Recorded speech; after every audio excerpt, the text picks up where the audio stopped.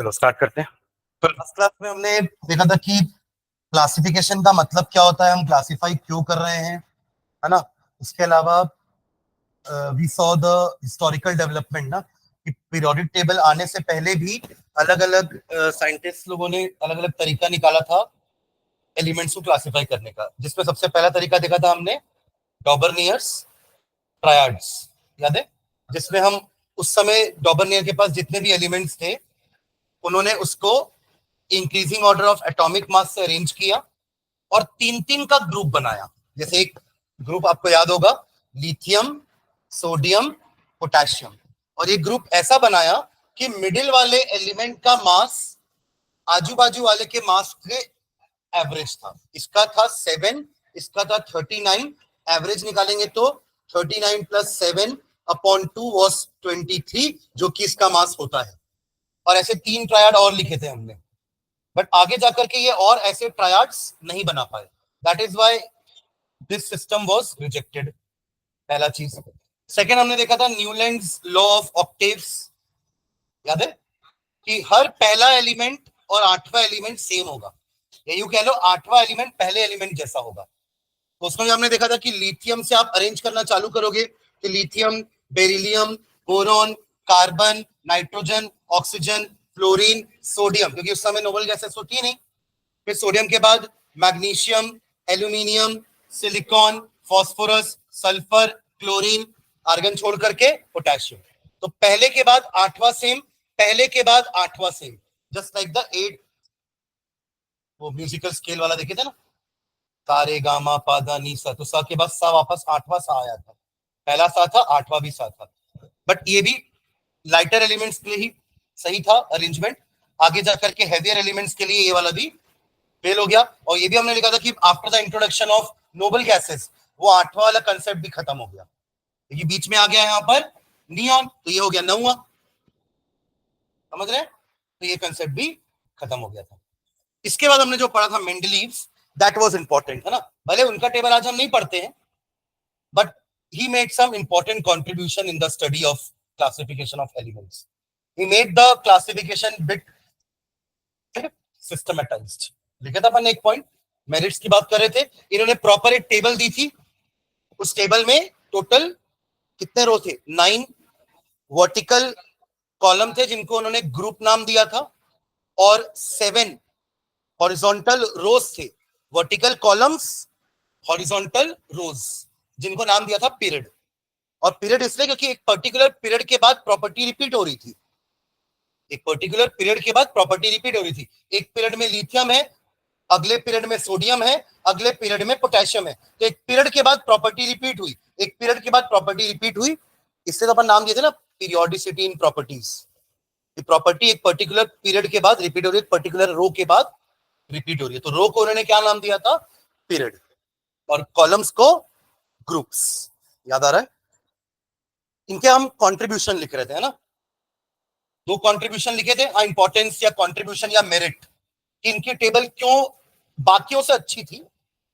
But final table तो ये नहीं है ना, फाइनल टेबल जो हम पढ़ते हैं वो मॉडर्न पीरियड टेबल है गिवन बाय हेनरी मोजले, ठीक है, और ये मेंडलीव का टेबल है। तो हमने 2 कंट्रीब्यूशन लिखा था इनका। पहला क्या लिखा था कि इन्होंने स्टडी को थोड़ा सिस्टमेटाइज कर दिया, सिंप्लीफाइड कर दिया बाय फॉर्मिंग द टेबल, जिससे एलिमेंट्स एक ग्रुप वाले एक जैसे थे, और उनका कंपाउंड्स का फॉर्मूला भी लिखा था ऊपर, याद है ना, R2O, उनके ऑक्साइड्स और उनके हाइड्राइड्स कैसे फॉर्मूला बनाएंगे वो भी लिखा हुआ था उनकी टेबल के टॉप में। तो एक तरीके से थोड़ा सा सिंप्लीफाइड हो गया टेबल। सेकेंड पॉइंट हमने लिखा था कि he left some gaps, he predicted the future elements, उन्होंने प्रेडिक्ट कर लिया था कि एल्यूमिनियम के नीचे बाद में कभी एक ऐसा एलिमेंट आएगा जो एल्यूमिनियम के जैसा ही होगा, तभी नाम भी दिया था उस स्पेस को एका एल्यूमिनियम, बाद में आया था गैलियम, उसका नाम उन्होंने तो एका एल्यूमिनियम पहले ही रख दिया था कि इस जगह पर एक ऐसा, तो उन्होंने अपने टेबल पे गैप छोड़े थे, स्पेसेस छोड़ी थी, ठीक है। ऐसे ही सिलिकॉन के नीचे एक जगह छूटी थी, दैट वाज एका सिलिकॉन, जिसकी जगह आज कौन है, जर्मेनियम, इसकी जगह आज है गैलियम, बट मेंडलीव ने उसका नाम क्या दिया था, एका एल्यूमिनियम, यानी एल्यूमिनियम के जैसा। और ये सिलिकॉन के जैसा जो जर्मेनियम है, ठीक है। बट उस समय उनके समय नहीं था वो एलिमेंट, इसलिए उन्होंने अपने टेबल में उसके पीछे जगह छोड़ दी थी, क्योंकि उनका टेबल का मेन आइडिया क्या था, पहला तो कि वो एटॉमिक वेट के हिसाब से जमा रहे हैं एलिमेंट्स को, एटॉमिक मास एटॉमिक वेट के हिसाब से जमा रहे हैं, पहला चीज। और दूसरा वो क्या बोल रहे थे, एक ग्रुप वाले सारे एलिमेंट एक जैसे होंगे, एक ग्रुप वाले सारे एलिमेंट एक जैसे होंगे, इसलिए उन्होंने यहाँ पे गैप छोड़ा, क्योंकि उनको इस टाइप का कोई एलिमेंट मिल नहीं रहा था, तो उसके पीछे गैप छोड़ दिया। समझ रहे हैं ना? ठीक है, चलिए थर्ड पॉइंट लिखते हैं, थर्ड मेरिट। दो पॉइंट हमने लिखा था, पहला था systematic study of the element and second था प्रिडिक्शन ऑफ न्यू एलिमेंट्स, ये यहीं एंड किए थे। चलिए थर्ड लिखेंगे, थर्ड मेरिट या सिग्निफिकेंस या इंपॉर्टेंस या कंट्रीब्यूशन। हाँ हाँ बता रहा हूँ ना, अरे मैं नाम बता रहा हूँ ना सारे, वरना कई क्वेश्चन, अभी आपने हेडिंग लिखी है क्या, इंपॉर्टेंस। अभी मैं क्वेश्चन में सिग्निफिकेंस दे दूं तो सर आप तो सिग्निफिकेंस पढ़ा ही नहीं हो, सर आप मेरिट तो पढ़ा ही नहीं, इसलिए तो और करके नाम बता रहा हूं, ठीक है। हाँ चलो, third, correction of doubtful atomic weights, correction of doubtful atomic weights, correction of doubtful atomic weights, hyphen डाल के लिखेंगे। Mendeleev periodic table, Mendeleev's periodic table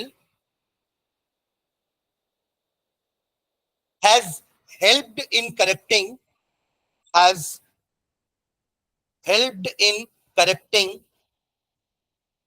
the doubtful atomic weights, helped in correcting the doubtful atomic weights of some elements, doubtful atomic weights of some elements, of some elements. Full stop. For example, for example, for example, beryllium was assigned, beryllium was assigned, beryllium was assigned an atomic weight of 13.5. 13.5 होता है क्या beryllium का मास?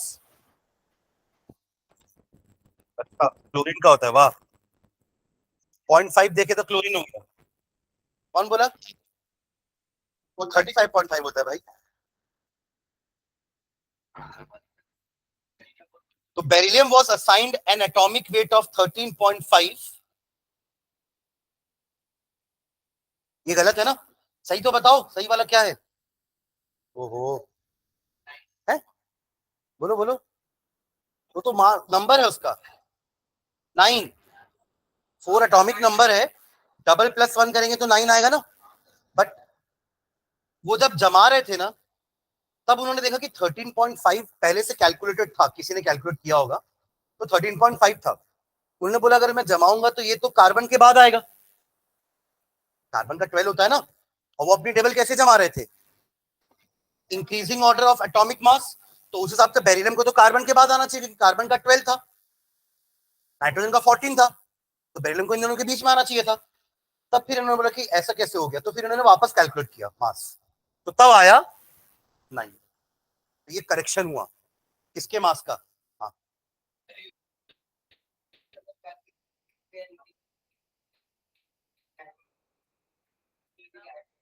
हाँ, फर्क उनकी property में पड़ा ना, कि आप प्रॉपर्टी एटॉमिक नंबर के हिसाब से ही प्रेडिक्ट कर सकते हो, मास के हिसाब से नहीं। देखो अभी भी ऐसे भी आप देखोगे तो जो शुरू के ऑर्डर है वो तो सेम है ना, देखिए शुरू में आपके एटॉमिक मास ऐसे बढ़ते हैं, बट आगे जाके ऐसा नहीं है, कईयों का एटॉमिक मास ऐसे इंक्रीजिंग ऑर्डर में नहीं है लगातार, ठीक है। अभी भले हम ऑब्जर्व करें पहले 20 में जैसे जैसे एटॉमिक नंबर बढ़ रहा है मास भी बढ़ रहा है, बट आगे जाके ऐसा नहीं है, ठीक है। हेवियर एलिमेंट्स के लिए चीजें अलग हैं थोड़ी। हाँ चलो, तो क्या लिखे, beryllium was assigned N atomic weight of 13.5, full stop.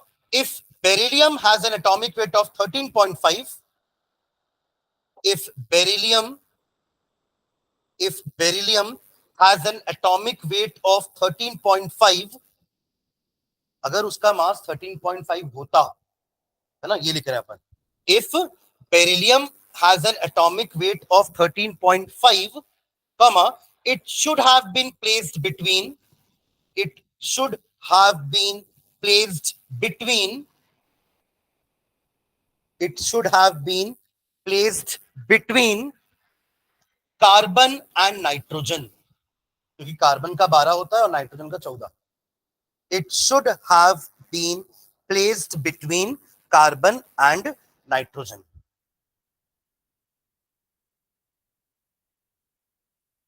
Full stop. But no vacant place. But no vacant place. But no vacant place was available. No vacant place was available. क्योंकि वो तो कॉलम वाइज जमा रहे थे ना, कि एक column में सारे मेंबर्स एक जैसे होंगे, तो उन्होंने कार्बन को उस ग्रुप में रखा, उसके बाद वाले में नाइट्रोजन को रख दिया. अब अगर ये दोनों के बीच में आएगा तो उस बीच में एक कॉलम और होना चाहिए, जबकि उसके बीच में और कोई कॉलम था ही नहीं उनकी टेबल में. But no vacant space was available in between. But no vacant space was available in between C and N, carbon and nitrogen. Full stop. Therefore,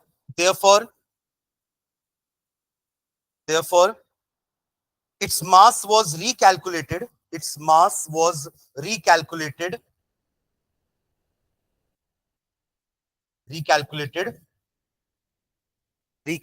And further assigned as 9. And further assigned as 9. Further assigned as 9. ठीक है. Actually क्या होता है ना, इनके masses ऐसे निकाले जाते हैं, इक्विवेलेंट वेट इनटू वैलेंसी. ये होता है मास का फॉर्मूला. एक तरीके से ऐसे भी कैलकुलेट करते हैं. तो बेरिलियम का इक्विवेलेंट वेट 4.5 था और उसकी वैलेंसी को ना गलती से 3 ले लिए थे, जबकि बेरिलियम की वैलेंसी 2 होती है. 2,2 बोलते हैं ना अपन. तो 2 इलेक्ट्रॉन लूज करेगा तो डुप्लेट हो जाएगा, तो उसकी वैलेंसी कितनी है? 2. तो इससे कैलकुलेट करेंगे तो 13.5 आएगा, जो कि गलत वाला था. तो लेटर ऑन जब स्टडी किया तो इसकी वैलेंसी 2 निकली, तो करेक्ट मास कितना आया? ठीक है. चलिए, ये 3 कंट्रीब्यूशन हो गए. ठीक है. तो नेक्स्ट हैंड डालना, defects in the Mendeleev's periodic table. Defects, अब डिफेक्ट की बात करते हैं ना. Defects in the Mendeleev's. Defect, इसके और क्या क्या पर्यायवाची हो सकते हैं? अनुवाद नहीं पूछ रहा हूं. डिफेक्ट्स के अलावा डिमेरिट्स, लिमिटेशंस. ठीक है. तो defects in the Mendeleev's periodic table. Defects in the Mendeleev's periodic table. First point लिखेंगे, defects in the Mendeleev periodic table. First point, anomalous position of hydrogen. Anomalous, ANOMALOUS. Anomalous position of hydrogen. खैर ये तो आज की table में भी defect है ना. आज की टेबल भी दूध की धूली भी नहीं है ना, उसमें भी 1-2 डिफेक्ट है. उसमें एक डिफेक्ट ये है, एनॉमलस पोजीशन ऑफ हाइड्रोजन. क्यों बोल रहे हैं? क्योंकि आपने हाइड्रोजन को रखा है फर्स्ट ग्रुप में. आपको टेबल याद है? हाइड्रोजन कहां प्लेस्ड है? पहले ग्रुप का सबसे पहला एलिमेंट वही तो है ना. बट उसकी कुछ प्रॉपर्टी ना हैलोजन जैसी भी है. हैलोजन कहते हैं कि जो ग्रुप नंबर 17 है आज की टेबल में, ग्रुप नंबर 17. तो आपने हाइड्रोजन को हैलोजन की जगह क्यों नहीं रखा? अब क्या क्या सिमिलरिटी है हाइड्रोजन की हैलोजन की, जैसे ध्यान देना, जैसे हैलोजन्स F2 Cl2 Br2 इस तरह के रहते हैं ना, वैसे हाइड्रोजन भी ऐसे ही रहता है, H2. फ्लोरीन की वैलेंसी भी 1 है, हाइड्रोजन की वैलेंसी भी 1 है. बस फर्क इतना है कि फ्लोरीन 1 इलेक्ट्रॉन लेके 8 होता है और ये 1 इलेक्ट्रॉन लेके 2 होता है, पर है तो 1 ही ना. वैलेंसी का मतलब क्या होता है? Combining capacity. दोनों के 1-1 इलेक्ट्रॉन से बुक मिट जाती है, राइट. तो दोनों की वैलेंसी भी सेम, दोनों का फॉर्मूला भी सेम हो रहा है. समझ रहे मैं क्या बोल रहा हूं? तो कुछ और इनके ions F negative H negative एक जैसे, तो ऐसी कुछ प्रॉपर्टी आपकी हाइड्रोजन शो कर रहा था, हैलोजन जैसी. प्लस ये H पॉजिटिव भी होता है जैसे कि Na पॉजिटिव होता है, यानी कि ये उनके जैसा भी है. हाइड्रोजन का दोनों प्रॉपर्टी होता है ना, it is both electro positive as well as electro negative. इसलिए कंफ्यूजन हो रहा था कि इसको 1 में रखे कि 17 में रखे, समझ रहे हैं क्या? तो ये डिफेक्ट आज भी है कि why not in 17, why in group number 1, ठीक है? तो लिखेंगे हाइफन डाल के एनोमलस पोजीशन ऑफ हाइड्रोजन में, hydrogen is placed in group, hydrogen is placed in group 1A। 1 कौन सा वाला 1 लिखोगे? मेंडलीव ने ये 1 दिया था ना, रोमन वाला 1A, याद है ना? ग्रुप्स वर डिवाइडेड इनटू सब ग्रुप्स A एंड B, तो 1A में उन्होंने हाइड्रोजन को रखा, hydrogen is placed in group 1A, full stop, however it resembles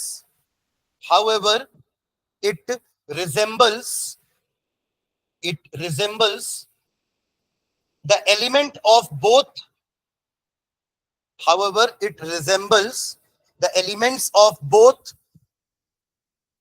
group 1A and 7A। 7A में हैलोजेंस थे मेंडलीव की टेबल में, आज की टेबल में वो 17 में है, सुन रहे हैं क्या? 7A में उनके क्या थे? हैलोजेंस थे, और 1A में क्या थे? उनके एल्कली मेटल्स थे, जो आज की टेबल में 1 और 17 में है। Am I clear? ठीक। सेकेंड डिफेक्ट लिखना, position of isotopes, position of isotopes, position of isotopes. Isotopes क्या होते हैं? जल्दी बताओ तुरंत, फटाफट। आप लोग शुरू से क्यों नहीं चालू करते हो कि atoms of same element having same atomic number and different atomic mass? देखो, अगर यहां से चालू करोगे ना तो कभी डेफिनेशन में गलती नहीं होगी, क्योंकि आपने शुरुआत ही ऐसी की ना, एटम्स ऑफ सेम एलिमेंट, तो अगर वो सेम एलिमेंट के एटम्स हैं तो उनका एटॉमिक नंबर सेम होगा, तो मासेस अलग अलग होंगे, 1H1 1H2 1H3, ये ना? तो यह हाइड्रोजन के 3 होते हैं, 1H1 1H2 एंड 1H3, ऐसे बहुत सारे के होते हैं ना, कार्बन का होता है, ऑक्सीजन का होता है, क्लोरीन का होता है, ब्रोमीन का होता है, राइट? ऐसे बहुत सारे एलिमेंट हैं जिनके आइसोटॉप भी नेचर में एग्जिस्ट करते हैं। तो क्वेश्चन ये उठा कि भाई आपने तो पीरियोडिक टेबल को मास के हिसाब से अरेंज किया है ना, तो ये दोनों कहां है आपकी टेबल में? इनका तो मास 2 और 3 है ना, उस समय एवरेज का वो नहीं आया था कंसेप्ट, तो वो अगर टेबल को एटॉमिक मास के हिसाब से अरेंज कर रहे हैं तो उनकी टेबल में तो 3 हाइड्रोजन आने चाहिए थे, क्योंकि तीनों के मासेस अलग अलग है, तो पहले ये आना चाहिए था, फिर ये भी आना चाहिए था, फिर ये भी आना चाहिए था, क्लोरीन को भी उनको 2 रखना चाहिए था, 35 वाला भी और 37 वाला भी, 35 वाला भी और 37 वाला भी, तो ये सब कहाँ है आपकी टेबल में भाई? ये एक डिफेक्ट है, ठीक है? नहीं, क्योंकि वो तो एटॉमिक नंबर के हिसाब से अरेंज है ना, तो एटॉमिक नंबर तो तीनों का सेम है, और फिर जब उनको डाउट हुआ कि यार मास किसका लूं, कोई डिफेक्ट ना बोल दे मेरे टेबल में, तो उन्होंने फिर एवरेज का कंसेप्ट लिया है कि हम 1 2 3 का एवरेज निकाल लेंगे, बट वो मैथ्स वाला एवरेज नहीं निकालेंगे, वो आप पढ़ चुके हो ना, हम कैसे निकालेंगे? हाँ, अबेंडेंसी वाला। तो 1 वाला हाइड्रोजन नेचर में सबसे ज्यादा है, तकरीबन 97-98% हाइड्रोजन 1 वाला ही है, इसलिए जो ओवरऑल जब तीनों का मास कैलकुलेट किए एवरेज निकाल के, तो वो 1 के पास आया, जिसको अपन अप्रोक्सीमेटली 1 ले लेते हैं, समझ रहे हैं क्या? बट वही चीज क्लोरीन में करनी चाहिए हमने, तो वो 35.5 आई ना, तो आप अप्रोक्सीमेटली उसको 35 नहीं लिख सकते, मैं 36 लिख सकता हूँ, दैट इज वो तो ज्यादा अप्रोक्सीमेशन हो जाएगा ना, इसलिए उसका 35.5 आया, समझ रहे हैं ना? डेसिमल में क्यों आ रहे हैं मासेस, जबकि हमारे नंबर ऑफ न्यूट्रॉन्स और प्रोटॉन तो होल नंबर्स में है ना, 8.5, मतलब आधा न्यूट्रॉन थोड़ी ना अंदर, कि आपने क्लोरीन का 35.5 कैसे बोल दिया? उसका एटॉमिक नंबर 17 है, यानी कि प्रोटॉन उसके पास 17 है ना, उसके पास न्यूट्रॉन 18 है, तो ऐड करके 35 ही होते हैं, 35 ही होते हैं, तो 35.5 कहां से आ गया? तो वो एवरेज ऑफ 35 एंड 37 अबेंडेंसी के हिसाब से, ठीक है? इसलिए ये मॉडर्न पीरियोडिक टेबल में आइसोटॉप वाला डिफेक्ट नहीं है, क्योंकि उन्होंने तो मासेस को कंसिडर ही नहीं किया, उन्होंने तो नंबर को कंसिडर किया, और नंबर तो तीनों का सेम है, एटॉमिक नंबर तो तीनों का सेम है, तो क्यों रखूंगा मैं? मोजले ने बोला, ठीक है? हाँ चलो, पोजीशन ऑफ आइसोटॉप्स, हाइफन डाल के लिखने एक line, isotopes are the atoms of same element, isotopes are the atoms of same element, isotopes are the atoms of same element, हमेशा डेफिनेशन यहीं से शुरुआत होगी, समझ रहे हैं क्या? Atoms of same element isotopes, atoms of different element isobars, atoms of same element having different atomic mass. Isotopes are the atoms of same element having different atomic mass. Therefore, full stop. Therefore, according to Mendeleev's classification, therefore, according to Mendeleev's classification, therefore, according to Mendeleev's classification, comma, these should be placed at different places. These should be placed at different places. इनकी खुद की अलग अलग जगह होनी चाहिए थी table में. These should be placed at different places in the periodic table. देख लिए, these should be placed at different places in the periodic table. ठीक है. Next, third defect. Anomalous pairs of elements. Anomalous pairs of elements. Anomalous pairs of elements. Hyphen डाल के लिखना इसका meaning. Anomalous pairs of elements का meaning, some elements with higher atomic weights, some elements with higher atomic weights are placed before, some elements with higher atomic weights are placed before the elements with lower atomic weight. ये तो गलत है ना. Some elements with higher atomic weights are placed before the elements with lower atomic weights. ऐसा आज की table में भी है, बट आज की टेबल में तो अलाउड है ना, क्योंकि उन्होंने तो एटॉमिक नंबर के हिसाब से किया है, तो वो मास के साथ कैसा भी करे, हमको क्या लेना देना. बट भाई आपने तो बोला कि मैंने मास से अरेंज किया है, तो फिर आपके में ऐसा क्यों हो रहा है? आज की टेबल का आपको कुछ पता है कैसा है?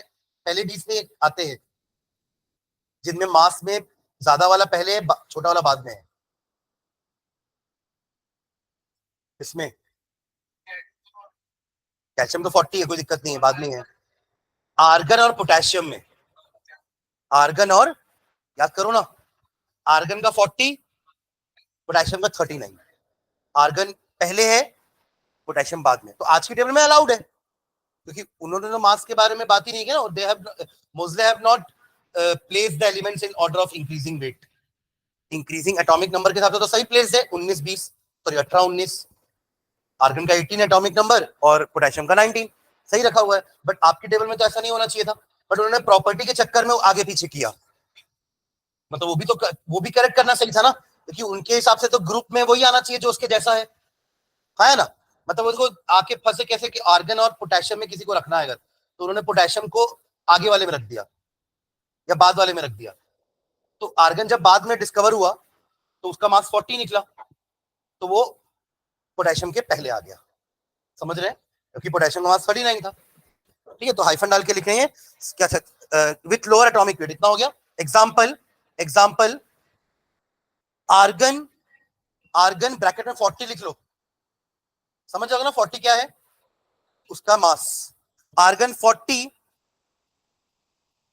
Precedes, PRECEDES, precedes. प्रीसीड का अपने आप में मीनिंग होता है प्लेस्ड बिफोर. समझ रहे क्या? Argon 40 precedes potassium 39, precedes potassium 39. और ये अकेला एक पेयर नहीं था, और भी पेयर्स थे. कॉमन डाल के लिखो, ये एक हुआ, एक पेयर हुआ जो गलत रखा हुआ था उनके टेबल के हिसाब से. कॉमा एक और पेयर लिखना, कोबाल्ट. सिंबल लिख लो ना, CO. CO में O छोटा रखना भाई, है ना, वरना कार्बन मोनोऑक्साइड बन जाएगा वो. सुन रहे हैं क्या? ये है कोबाल्ट. ये नहीं है कोबाल्ट, ठीक है ना। तो कोबाल्ट ब्रैकेट में 58.9, 58.9 प्रीसीड्स Ni, Ni बोले तो निकल 58.7, 58.7, ठीक है। चलो नेक्स्ट, अगला डिफेक्ट, अगला डिफेक्ट 58.7, उसका 58.9, 58.7, तो 58.9 पहले रखा हुआ था, आज की टेबल में भी रखा हुआ है, पर चलेगा, है ना। आयरन कोबाल्ट निकल एक साथ है, एक के बाद एक, है ना। याद रखने का तरीका देखो नहीं, हाँ गलत उनके टेबल के अकॉर्डिंग हुआ ना, कि आप तो वेट के आप सबसे बोल रहे हो, तो फिर कोबाल्ट पहले कैसे आ गया जिसका मास 58.9 है, 58.7 के पहले कैसे आया, ये पहले आना चाहिए था, ये बाद में आना चाहिए था। हाँ, प्रॉपर्टी के हिसाब से कोबाल्ट रखे। ओहो, तो अभी चलेगा ना, अभी एटॉमिक नंबर के हिसाब से इसका 27 है, इसका 28 ऐसा ही लिखा है, बट उन्होंने तो मास के हिसाब से अरेंज किया था ना, तो मास के हिसाब से तो पहले छोटा वाला आना चाहिए था, बाद में बड़ा वाला आना चाहिए था। अरे यार, पहले वाले भी तो यही लिखे अपन, आर्गन और पोटेशियम। चलो अगला, अगला defect, some dissimilar elements are grouped together, some नहीं, अगला पॉइंट फोर्थ ना, फोर्थ है कि फिफ्थ है, fourth, some dissimilar elements are grouped together, some dissimilar elements are grouped together, जो कि होना नहीं चाहिए था ना, उन्होंने कहा था कि मैं सिमिलर को एक साथ रखूंगा और डिफरेंट को अलग रखूंगा, तो some dissimilar elements are grouped together while some similar elements are placed in different groups. Some dissimilar elements are grouped together while some similar elements while some similar elements are placed in different groups, while some similar elements are placed in different groups. Example लिखते हैं, लिखे example लिखना, alkali metals, alkali metals, alkali metals, Li, Na and K, lithium, sodium, potassium, Li, Na, K, Li में L capital, I small है ना, Li, Na, K, lithium, sodium, potassium are grouped together with, are grouped together with, are grouped together with coin age metals, coin age, coinage, COINAGE, coinage नहीं समझते हो क्या? हाँ, नहीं नहीं, जिनसे कॉइन्स बनाते थे, ज्यादा समय तक नहीं, जिनसे कॉइन बनाते हैं, सिल्वर, गोल्ड और ब्रॉन्ज, कॉपर, कॉपर ब्रॉन्ज के तो बनते हैं, पर कॉपर मेटल, कॉपर है, ब्रॉन्ज तो अलॉय हो गया। हाँ, तो are group together with coinage metals such as CU बोले तो कॉपर, कॉमा AG सिल्वर है ना, एंड AU। अब आप देखिए, ऊपर का जो तीन ग्रुप लिखे अपन LiNa, ये हाईली रिएक्टिव मेटल्स हैं, और ये तीनों लीस्ट रिएक्टिव मेटल्स हैं, तो ये तीनों एक ग्रुप, ये छह एक ग्रुप में कैसे हो सकते हैं, ठीक है। तो कॉइनेज मेटल्स को एक्चुअली दूसरे ग्रुप में रखना चाहिए था उनको। तो ये हो गया फर्स्ट वाले का, कि some dissimilar elements are grouped together, am I clear. तो alkali metal this and copper silver are group together, ठीक है, okay, full stop. At the same time, at the same time, अपन दो लाइन लिखे ना, उसमें वाइल के बाद एक सेंटेंस और है, कि सिमिलर वाले को अलग अलग क्यों रख दिए, सेम वाले को तो साथ में रखना है ना, अलग अलग वाले को अलग अलग रखना है। तो eight the same time similar elements like, similar elements like Cu copper and Hg, what is Hg, mercury, mercury भी कम रिएक्टिव होता है. Copper Cu and mercury Hg have been placed in different groups. Have been placed in different groups. Have been placed in different groups.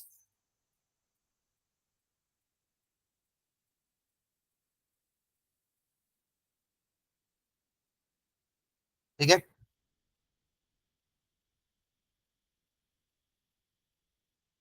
Last एक defect लिखना, position of lanthanides and actinides.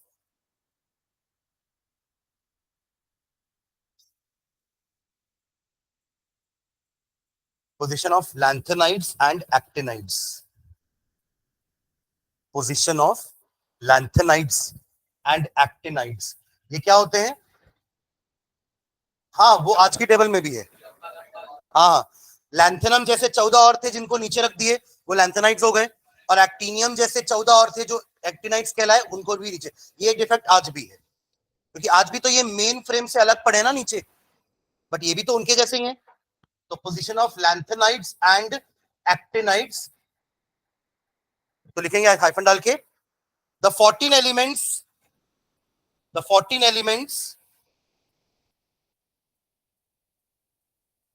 belonging to lanthanides,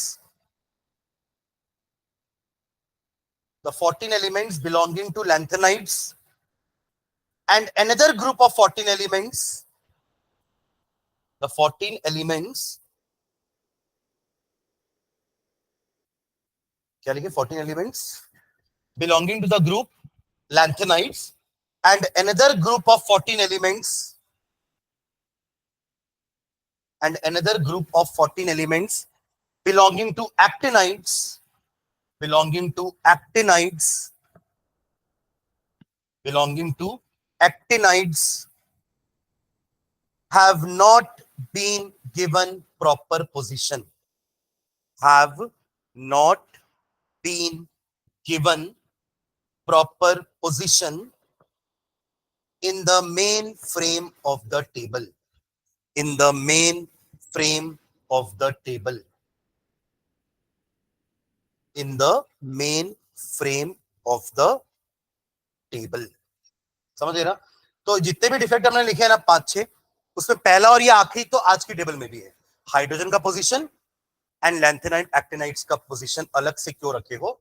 देखो, एक साथ रखेंगे ना तो table पूरा distort हो जाएगा. देखिए 14 एलिमेंट है ना, उसको कहाँ अकोमोडेट करेंगे? टेबल जो अभी आपको सिमेट्रिकल दिख रहा है वो पूरा डिस्टॉर्ट हो जाएगा, या तो वो नीचे की तरफ बढ़ जाएगा या तो वो राइट साइड लेफ्ट साइड में बढ़ जाएगा, वो दिखेगा नहीं अच्छा. तो इसलिए उसको मेन फ्रेम में ना रख के उसको नीचे रख दिया अलग से. ठीक है, चलो. तो this was all about Mendeleev's periodic table. Mendeleev periodic law याद है किसी को? लॉ एक स्टेटमेंट भी लिखे थे ना अपन, the physical and the chemical properties of elements are the periodic functions of their atomic weights या mass. अब जब एटॉमिक ये मोजले का लॉ आया, मॉडर्न लॉ आया, तो बस उन्होंने वेट को हटा करके नंबर चिपका दिया, उनका लॉ बन गया. ठीक है. अच्छा, एक चीज और मेंडलीव नहीं बता पाए थे. उन्होंने ये तो सही बताया था कि सोडियम लिथियम पोटेशियम एक जैसे हैं, बट जब किसी ने पूछा ना कि ऐसा क्यों, तो वो नहीं बता पाए. मतलब उन्होंने ये बताया कि पीरियोडिसिटी होती है, एक पीरियड के बाद प्रॉपर्टी रिपीट हो रही है, एक पीरियड के बाद प्रॉपर्टी रिपीट हो रही है, बट क्यों रिपीट हो रही है? मतलब he was unable to explain the cause of periodicity. इसको भी डिफेक्ट में एक लाइन लिख लो ना, याद रहेगा. डिफेक्ट लिखना, Mendeleev was unable to explain the cause of periodicity. Mendeleev was unable to explain the cause of periodicity. Reason, ठीक है, मान लिया आपने बोला भी लिथियम सोडियम पोटेशियम एक जैसे हैं, पर क्यों? Cause of periodicity. Cause of periodicity. देखो, पूरा का पूरा गलती ना वो वेट का ही था, एटॉमिक मास का. अगर आपने नंबर लिया था तो आप इस कॉज को भी बता पाते. तो आज की टेबल के हिसाब से मोजले ने ये कॉज समझाया कि वाई, हाँ, तीनों के वैलेंस इलेक्ट्रॉन सेम होते हैं. जैसे कि लिथियम का एटॉमिक नंबर 1s2 2s1, अब नया वाला पढ़ेंगे ना. सोडियम का atomic number 1s2 2s2 2p6 3s1, potassium का 1s2 2s2 2p6 3s2 3p6 4s1। आप देख रहे हैं सबके आखिरी शेल में एक इलेक्ट्रॉन है, that is why all are same. ये था cause of periodicity. Atomic number किससे रिलेट कर रहे हैं? इलेक्ट्रॉन से। ये किसका कॉन्फ़िगरेशन है? इलेक्ट्रॉनिक कॉन्फ़िगरेशन तो है ना। और इन्होंने तो मास कंसिडर किया था as a basic property of element, और मास में तो इलेक्ट्रॉन का कोई रोल ही नहीं है। अरे हाँ है ना, इससे तो उनका मेन बेस ही गलत था क्लासिफाई करने का, फिर आगे की तो छोड़ ही दो। समझ रहे हैं क्या? चलो तो मेन हेड डालेंगे नेक्स्ट, अगला मॉडर्न पीरियोडिक लॉ। किसका? रियल लाइफ में आप अगर देखो प्रॉपर आप केमिस्ट्री ही बैकग्राउंड में जाओगे तो हाँ रहेगा कि आपको इन्हीं एलिमेंट्स के साथ डील करना है। बेसिक तो पढ़ना पड़ेगा ना आपको। मैं सीधा प्रॉपर्टी पढ़ा दूंगा किसी भी एलिमेंट की तो आपको समझ में नहीं आएगी, है ना। आपको ये एसपीडीएफ समझने के लिए टेबल तो पढ़ना ही पड़ेगा, ठीक है। जैसे आज की डेट में ना हम जैसे कॉलेजेस में पढ़ाते हैं तो वहां माइक्रो प्रोसेसर करके सब्जेक्ट होता है। माइक्रो प्रोसेसर सुना होगा, प्रोसेसर तो सुने हो, सेंट्रल प्रोसेसिंग यूनिट प्रोसेसर आप लोग के सिस्टम में नहीं होता क्या? तो आज आप लोग क्या प्रोसेसर यूज करते हो? आई i7, है ना। हाँ मतलब i9 तक है सोच लो, जो कि गीगाहर्ट्ज की स्पीड में काम करते हैं। गीगाहर्ट्ज मतलब क्या होता है गीगाहर्ट्ज? अरे मतलब पूछ रहा हूँ, उसका शॉर्ट फॉर्म नहीं पूछ रहा हूँ। गीगाहर्ट्ज मतलब जीएसजेड।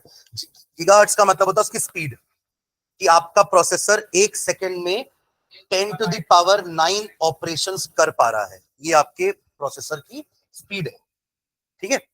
तो आज की डेट में हर कॉलेज स्कूल में यही वाला प्रोसेसर पढ़ाना चाहिए, क्योंकि यही चल रहा है ना लेटेस्ट मार्केट में। तो बट पढ़ाया क्या जाता है? जो सबसे पहला प्रोसेसर डिस्कवर हुआ था। अरे और पहले पेंटियम भी था, वो पहले तो जब आप लोग शायद पैदा हुए होंगे तब पेंटियम चलता था। पेंटियम 1, पेंटियम 2, पेंटियम 3, पेंटियम 4, फिर ये आई सीरीज चालू हुई, i1 i2 i3 i5 i7 इस टाइप का। सुन रहे हैं क्या? तो आज भी हम सबसे पहला जो प्रोसेसर डिस्कवर हुआ था ना, सॉरी इन्वेंट हुआ था, उसको पढ़ते हैं। क्यों? क्योंकि बेस तो वही था हमारा, है ना। उसका वर्किंग समझ लिया आपने तो उसी का वर्किंग को बेस बनाकर फिर हम हायर प्रोसेसर पढ़ सकते हैं। समझ रहे हैं ना। तो किसी भी चीज को आप हाई लेवल में पढ़ने के लिए पहले उसका आपको बेस समझना पड़ेगा, ठीक है। चलिए हाँ, क्या लिखे? Modern periodic law. चलो लॉ को डिफाइन करते हैं। Modern periodic law states that, modern periodic law states that, modern periodic law states that the physical and chemical properties of the elements, same statement है पूरा, the physical and chemical properties of the elements, the physical and chemical properties of the elements। अपन इनकी properties को की बात क्यों कर रहे हैं? क्योंकि हमारा आइडिया यही था ना कि जो एक जैसे उनको एक ग्रुप में रखना है ताकि हमारी स्टडी इजियर हो जाए। आप बैठ के 118 एलिमेंट की प्रॉपर्टीज थोड़ा याद करते रहोगे, तो इसलिए तो हमने उस 118 को ग्रुप्स में डिवाइड कर दिया। और ग्रुप कैसे बनाए? सिमिलर प्रॉपर्टीज वालों को एक साथ रखा हमने, इसलिए हम उनकी प्रॉपर्टीज पे ज्यादा फोकस कर रहे हैं। समझ रहे हैं क्या? तो the physical and chemical properties of the elements are a periodic function of their, are a periodic function of their atomic numbers, function of their atomic numbers। वहां भी फिर अपन दैट इज करके एक्सप्लेन किया था ना, अर्थात दैट इज इसका meaning ये है, that is if the elements are arranged, if the elements are arranged, that is if the elements are arranged in order of their increasing atomic numbers, if the elements are arranged in order of their increasing atomic numbers, comma, the elements with similar properties, the elements with similar properties, the elements with similar properties are repeated after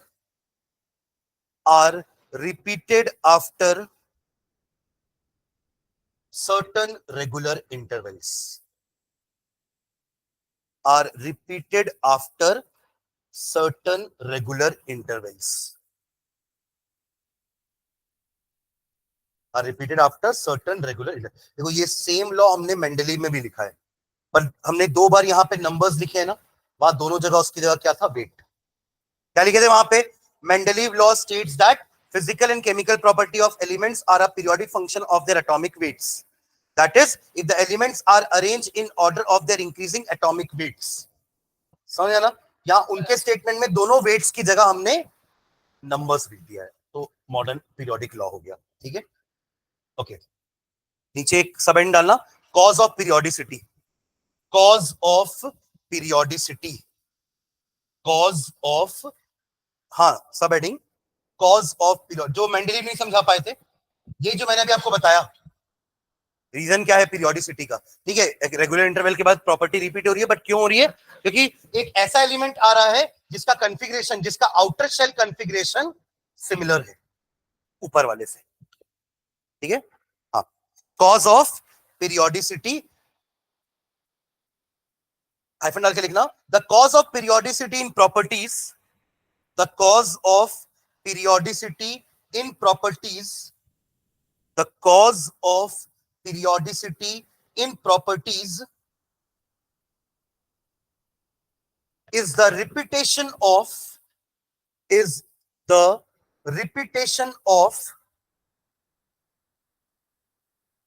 similar outer electronic configurations. Outer लिखना मत भूलना, क्योंकि बाकी electronic configuration same नहीं है ना भाई। Similar outer electronic configuration, similar outer electronic configurations after certain regular intervals, after certain regular intervals, after certain regular intervals. ठीक है, तो चलिए एग्जांपल के लिए अपन फर्स्ट ग्रुप को ही लिखते हैं। सबसे पहला लिथियम है, उसके बाद sodium, potassium, rubidium, caesium and francium. ठीक है, तो इसका एटॉमिक नंबर 3, इसका 11, 8 ऐड करोगे तो आ जाएगा अगला, फिर 8 ऐड करोगे तो 19, फिर अब 8 नहीं ऐड करना, अब 18 ऐड करना, क्योंकि हमारे ग्रुप जो पीरियड है ना, उनमें पहले वाले ग्रुप में, सॉरी पहले वाले पीरियड में 2 एलिमेंट है, उसके बाद में 8 थे, तभी अपन ने 8 ऐड किया तो अगला आया, उसके बाद वाले में भी 8 थे इसलिए 8 ऐड किए तो अगला आया, बट अब जो फोर्थ पीरियड है उसमें 18 एलिमेंट है, तो आपको उसमें 18 ऐड करना पड़ेगा, तो अगला आएगा 37, उसके बाद वाले में भी 18 एलिमेंट है, तो फिर से ऐड 55। अब अगले के लिए, अगले ग्रुप में, अगले पीरियड में 32 एलिमेंट्स हैं लैंथेनाइट्स को मिला के, तो 87, हाँ 55 प्लस 2 57, हाँ 87। अब इन सबका कॉन्फ़िगरेशन लिखें, तो 1s2 2s1 1s2 2s2 2p6 3s1, इसके बाद 1s2 2s2 2p6, अरे आपस में बात नहीं, हाँ रुबिडियम का क्या है, बोलना, मेरे से पूछना भाई।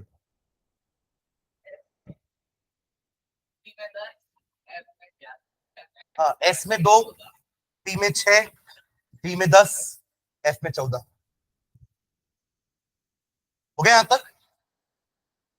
अगला 1s2 2s2 2p6 3s2 3p6 4s2, fourth period में आ गया अपन। उसके बाद आता है 3d10 4p6 5s1, fifth period में आ गए। जिनको ये समझ में नहीं आ रहा टेंशन मत लेना, अपन सेकंड चैप्टर पढ़ेंगे वापस।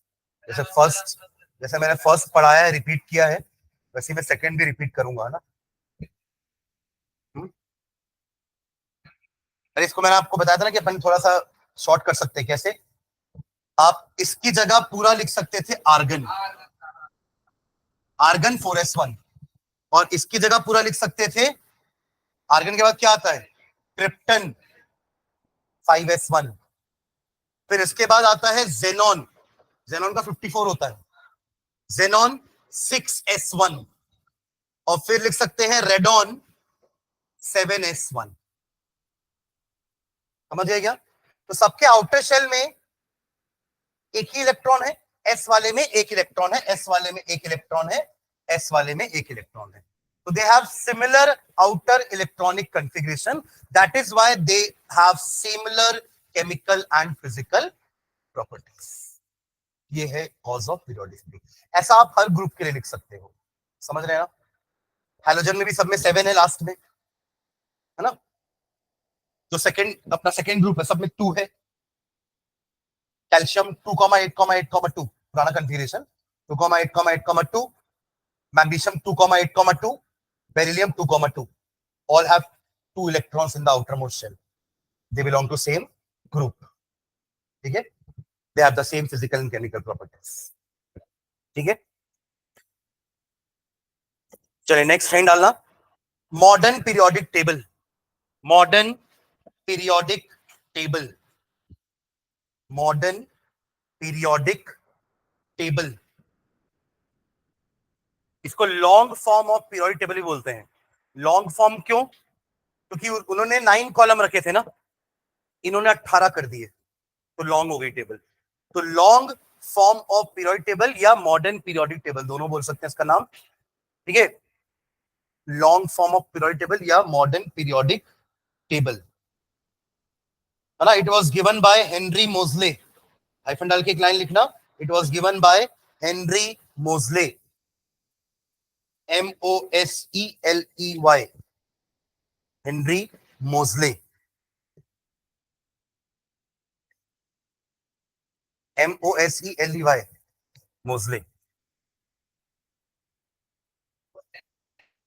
LEY। ठीक है? अब इसमें लिखेंगे नेक्स्ट लाइन में, the table consist of 18 vertical columns called groups, the table consist of 18 vertical columns called groups,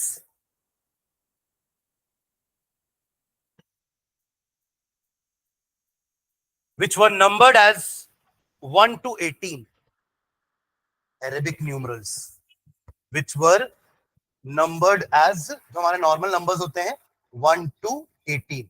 Mendeleev used Roman letters which were numbered as 1 to 18. Called groups लिखे हो ना, called groups which were numbered as 1 to 18. ठीक है? Full stop. The table has 7 horizontal rows. The table has 7 horizontal rows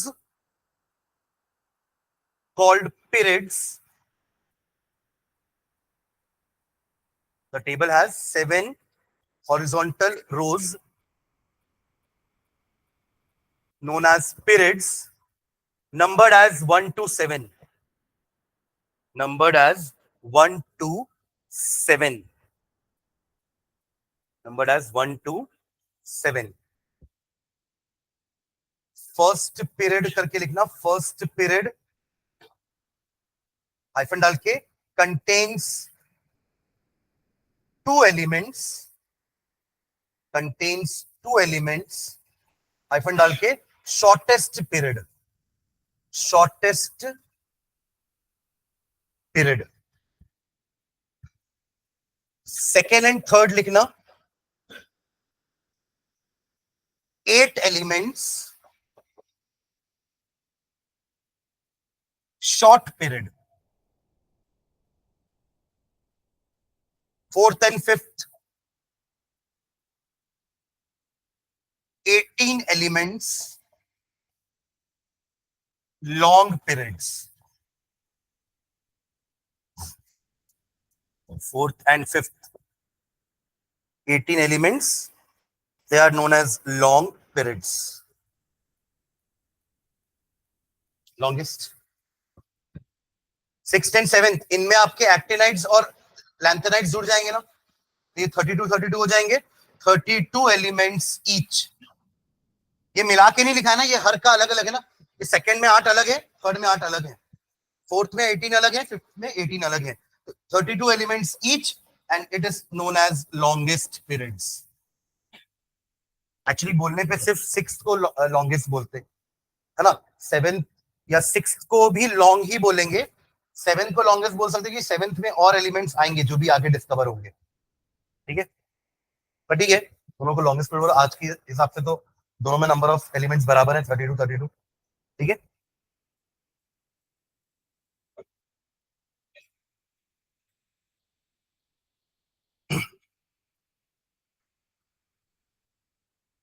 ये groups के भी कुछ नाम है ना, नाम लिखना कुछ ग्रुप्स के।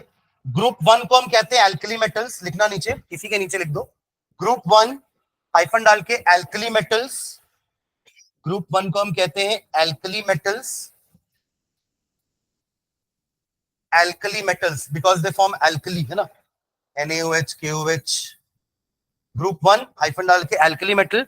Group 2 alkaline earth metals, alkaline earth metals. Group 2 alkaline earth metals.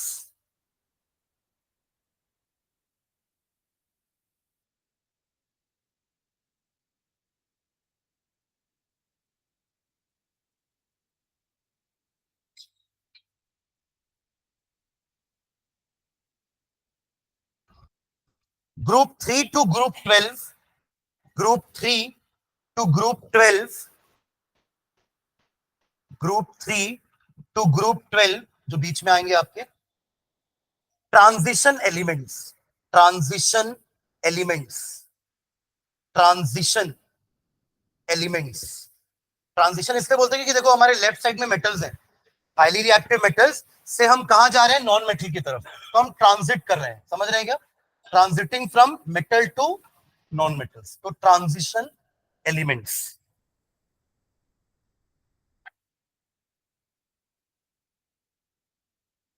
Next group 16, group 16, group 16 chalcogens, CHALCOGENS। Chalcogens का ब्रैकेट में लिखना, ओर फॉर्मिंग, ओर फॉर्मिंग। इसका सबसे पहले एलिमेंट ऑक्सीजन है ना, ऑक्साइड ओर होते हैं, सल्फाइड ओर्स होते हैं, पढ़े आपने, sulphide ores and oxide ores. Ores क्या होते हैं, हाँ, जिससे हम मेटल को एक्सट्रैक्ट करते हैं, राइट। तो ऑक्साइड ओर्स होते हैं, ऑक्सीजन इसी ग्रुप में है, सल्फाइड ओर्स होते हैं, सल्फाइड भी इसी ग्रुप में है।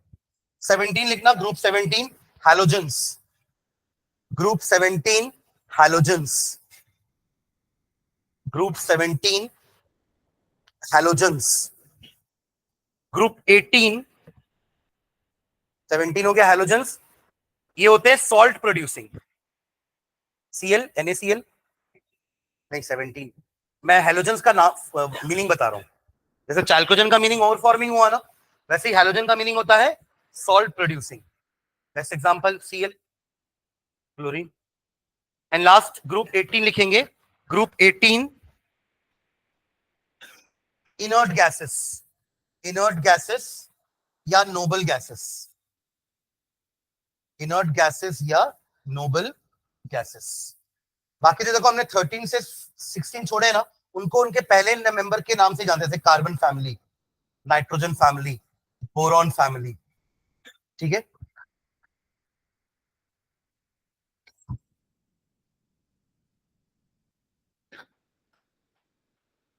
ठीक है, एक हेडिंग डालना, IUPAC nomenclature of, IUPAC nomenclature of elements, IUPAC, nomenclature of elements with atomic number, IUPAC, nomenclature of elements with atomic number greater than 100, with atomic number greater than 100, with atomic number greater than 100.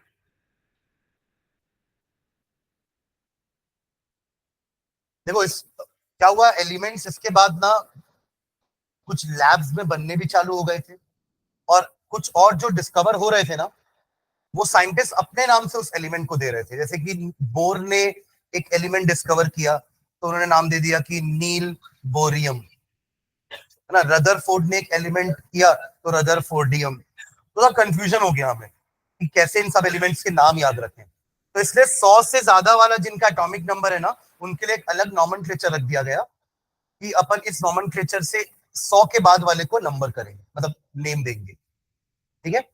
तो वही आपका heading है, IUPAC nomenclature of elements with atomic number greater than 100। इसमें hyphen डाल के नीचे लिखेंगे the names are derived directly from the names are derived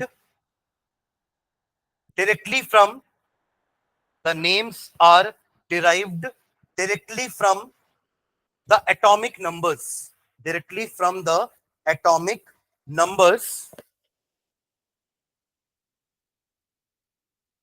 using numerical roots for 0, using numerical roots for 0 to 9, for numerical roots for 0 to 9 and adding the suffix em. Numerical roots for 0 to 9. Numerical roots का मतलब क्या, अपन आपको याद है जैसे हमने organic वाले nomenclature में वर्ड रूट पढ़े थे, याद है, मिथ, इत, प्रॉप, ब्यूट, याद आ रहा है, ये सब न्यूमेरिकल, ये सब वर्ड रूट थे, उसका नाम ही था ना वर्ड रूट, कि एक कार्बन होगा तो हम मिथ लगाएंगे, 2 कार्बन होगा तो हम इत लगाएंगे, 5 कार्बन होगा तो हम पेंट लगाएंगे, याद आ रहा है कि नहीं, तो वो था वर्ड रूट। अब हम क्या बोल रहे हैं, न्यूमेरिकल रूट। न्यूमेरिकल रूट मतलब 0 के लिए एक वर्ड लगाएंगे, 1 के लिए एक वर्ड लगाएंगे, 2 के लिए एक वर्ड लगाएंगे, ऐसे करके 9 तक के लिए वर्ड लगाएंगे।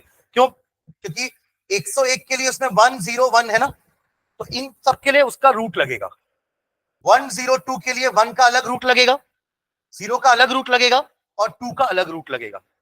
Am I clear? इसलिए इसका नाम है न्यूमेरिकल रूट्स, क्योंकि नंबर्स के रूट है। वहां किसके रूट थे? वर्ड के रूट थे, इसलिए नाम वर्ड रूट था। Meth, eth, prop, but and so on, ठीक है। तो क्या लिख रहे हैं अपन, using numerical roots for 0 to 9 and adding the suffix ium, क्योंकि सबने तो यही किया था ना, रदरफोर्ड ने अपने नाम के आगे ईएम लगा दिया, रदरफोर्डियम हो गया, बोर ने बोरियम लगा दिया, ईएम लगा दिया, राइट। तो वैसे ही हम तीनों का न्यूमेरिकल प्रीफिक्स लिखेंगे और आखिरी में ईएम लगा देंगे, ठीक है, एंड द सफिक्स ईएम। तो एक टेबल बनाना, उसमें लिखेगा डिजिट रूट और उसका एब्रीवेशन, शॉर्ट फॉर्म।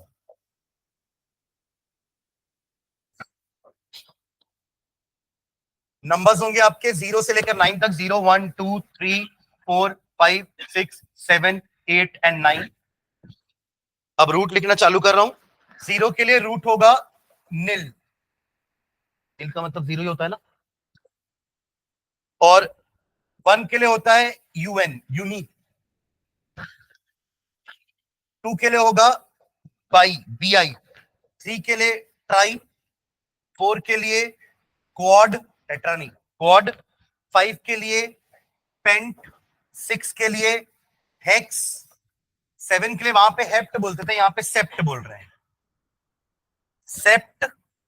फिर 8 के लिए ऑप्ट, और 9 के लिए वहां नॉन बोलते थे, यहां पे एन बोल रहे हैं, ENN, ठीक है। ऑल आर लैटिन या ग्रीक रूट्स हैं, सुन रहे हैं, लैटिन या ग्रीक रूट्स लिखे हुए हैं, और इनका सिंबल मतलब इनका एब्रीवेशन, नील का N लिखेंगे, यूएन का अन का यू लिखेंगे, बाई का बी, लाइकवाइज ट्राई के लिए टी, क्वाड का क्यू, पेंट के लिए P, and so on H, S, O and E. इससे क्या है ना, उस एलिमेंट का सिंबल भी आ जाएगा, है ना। नाम तो चाहिए ही, साथ में सिंबल भी तो चाहिए ना एलिमेंट का। तो उस हिसाब से जो 101 वाला है एटॉमिक नंबर, ये अलग टेबल बन रही है ना, जिसका एटॉमिक नंबर 101 है, उसका नाम क्या होगा? अन, निल, अन, ईएम। समझ गए क्या? 1 के लिए अन, 0 के लिए निल, फिर 1 के लिए अन, और फिर क्या लिखे थे अपन? ईएम लगा देंगे लास्ट में। और इसका सिंबल क्या होगा? यू एन यू, जिसमें यू पहला वाला यू कैपिटल, एन बाद के स्मॉल। समझ रहे हैं क्या? U N U. समझे क्या? इसका ऑफिशियल नाम मेंडलीवियम था। समझ रहे हो क्या? मेंडलीवियम, जो अब चेंज होके क्या हो गया है? अनिल अनियम, जो भी बोलो, ठीक है।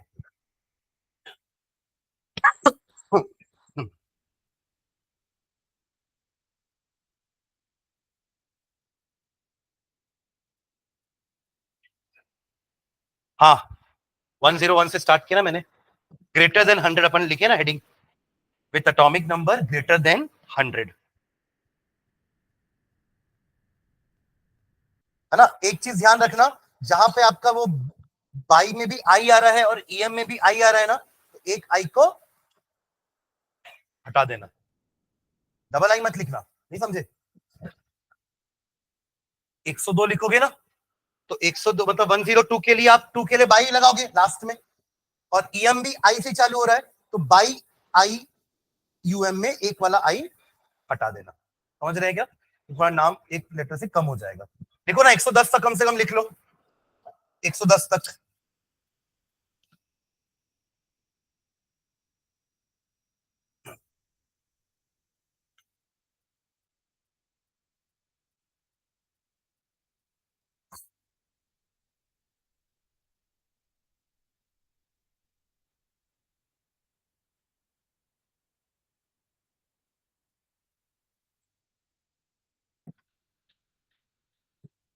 ठीक है, नेक्स्ट क्लास में अपन थोड़ा और टेबल के बारे में जानेंगे, उसके ब्लॉक्स पढ़ेंगे, एसपीडीएफ ब्लॉक। अच्छा, आज हमने सिर्फ टेबल का स्ट्रक्चर समझा है कि कितने ग्रुप हैं, कितने रोज हैं, है ना, और कितने कितने एलिमेंट्स हैं हर रो में। इन द नेक्स्ट क्लास हम टेबल को 4 ब्लॉक में डिवाइड करेंगे, S, P, D and F.